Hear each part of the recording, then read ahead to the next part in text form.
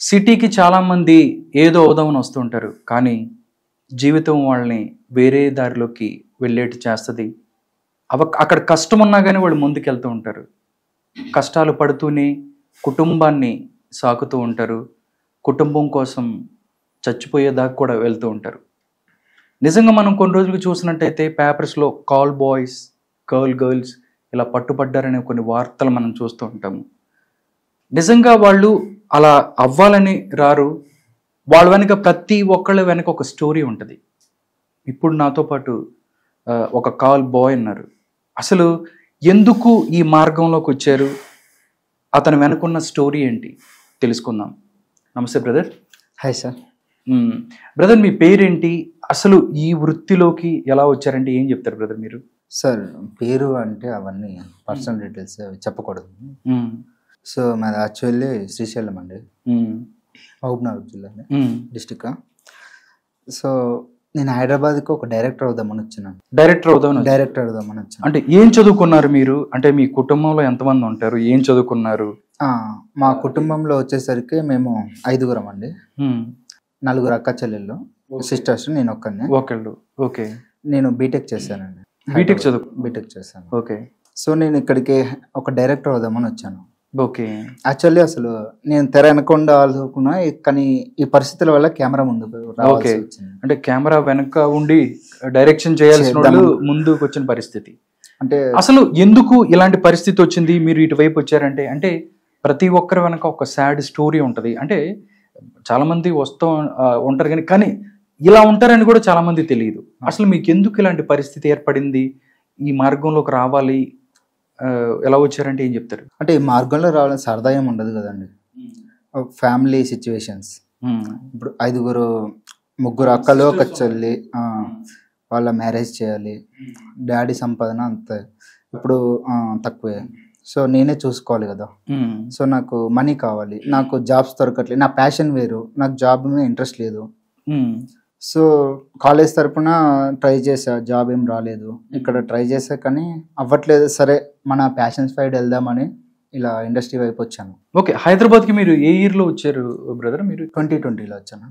Corona తర్వాత 2021 అనుకో. Okay. Corona తర్వాత మీరు వచ్చారు. ఓకే. అంటే ట్రై చేశారా మీరు? అంటే డైరెక్టర్ అంటే చాలా పెద్ద ప్రాసెస్ కదా. అంటే ఇంట్లో నీకు చాలా ప్రాబ్లమ్స్ ఉన్నాయి, అయినా కానీ ఒక పెద్ద ప్రాసెస్లో మీరు ఫ్యామిలీని పోషిస్తారు అని చెప్పి మీరు ఎలా అనుకున్నారు? లేకపోతే ఆ సిచ్యువేషన్ మిమ్మల్ని ఇలా వెళ్ళటానికి కారణమే ఇలా ఏమైంది? ఇప్పుడు ఫ్యామిలీ సిచ్యువేషన్స్ అంటే మనం ఈ 10,000కి 20,000కి జాబ్ చేస్తూ 4 అక్క చెల్లెలు పెళ్లి చేయడం అంటే అది ఇంపాసిబుల్ అండి.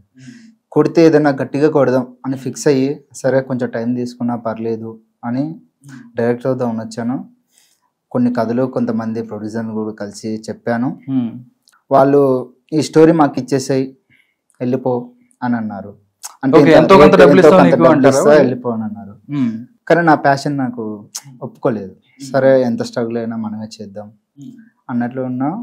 కానీ మనకు మనీ ఎర్న్ అవ్వట్లేదు. ఏం చేయాలి, వచ్చి అంటే తెచ్చుకున్న డబ్బులు అయిపోయాయి, ఏం చేయాలో అర్థం కావట్లేదు. ఇంట్లో డాడీ వాళ్ళు కూడా, వాళ్ళకి మనం వేయాల్సింది పోయి వాళ్ళు మనం అడగలేం కదండి. అవును.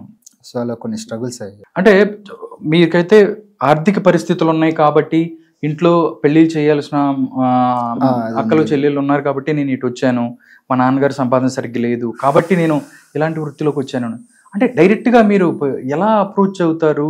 ఏంటి అసలు మీరు ఎలా అప్రోచ్ అయ్యారు? అప్రోచ్ అంటే ఒకరోజు ఇట్లనే మా ఫ్రెండ్స్తోనే రూమ్లో సిట్టింగ్ వేసాము. వాళ్ళ కామన్ ఫ్రెండ్ ఒక అతను వచ్చారు. ఓకే. ఇలా నాకు జాబ్ లేదు బ్రదర్, ఏమన్నా పార్ట్ టైం లాగా చూస్తారా? ఇట్లా నేను డైరెక్టర్ అవుదాం అనుకున్నాను. నాకు జాబ్స్ మీద ఇంట్రెస్ట్ లేదు. ఏమన్నా ఇప్పుడు నాకు మనీ కావడానికి ఏమన్నా పార్ట్ టైం జాబ్ చూస్తారా అంటే, ఓకే రేపు మార్నింగ్ వచ్చేసేయండి అన్నారు. ఒక ఏరియా చెప్పారు. మార్నింగ్ అక్కడికి వెళ్ళా. ఈవినింగ్ మీకు చిన్న వర్క్ ఉంటుంది, మీ నైట్ షిఫ్ట్ అన్నారు.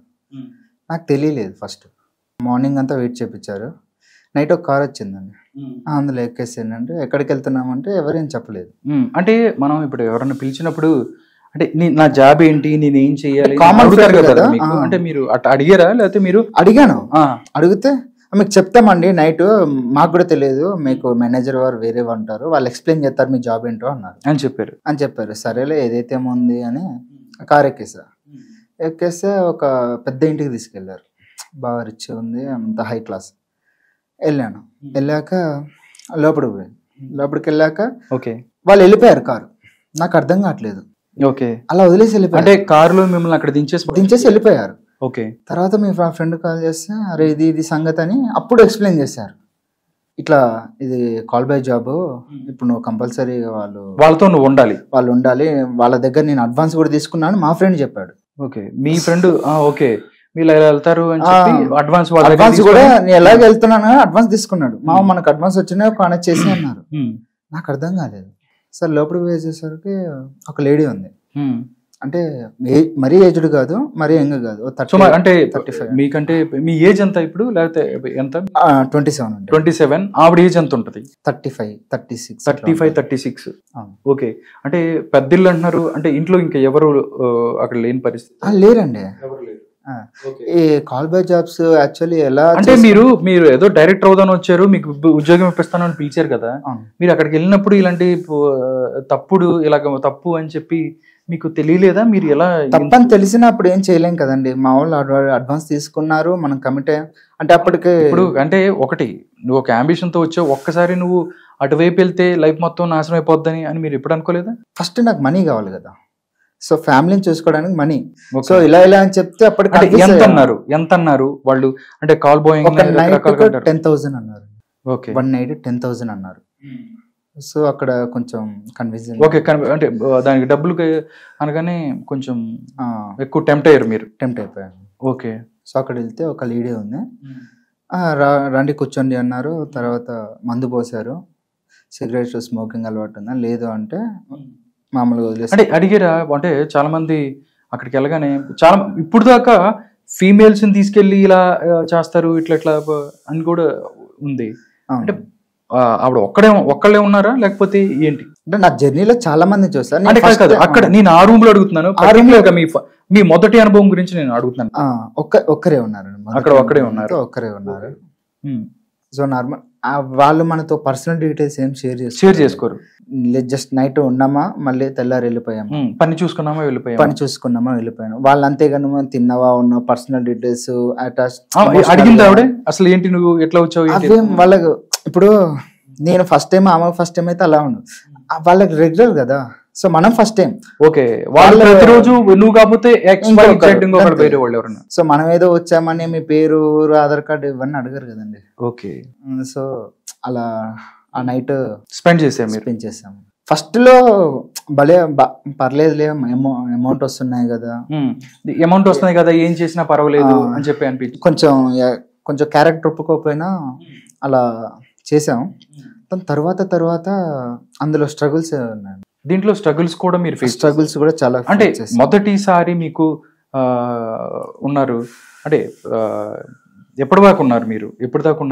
నైట్ మీరు ఏ టైంకి వెళ్ళారు, ఎప్పటి దాకా ఉన్నారు? అంటే వాళ్ళు 10 డ్రాప్ చేశారండి, మళ్ళీ 4:30 అలా వచ్చి పికప్ చేసుకున్నారు. అంటే దీంట్లో ఏదైతే దీనికి సంబంధించి వాళ్ళే డ్రాప్ చేస్తారు మిమ్మల్ని, వాళ్ళే పికప్ చేసుకుంటారు.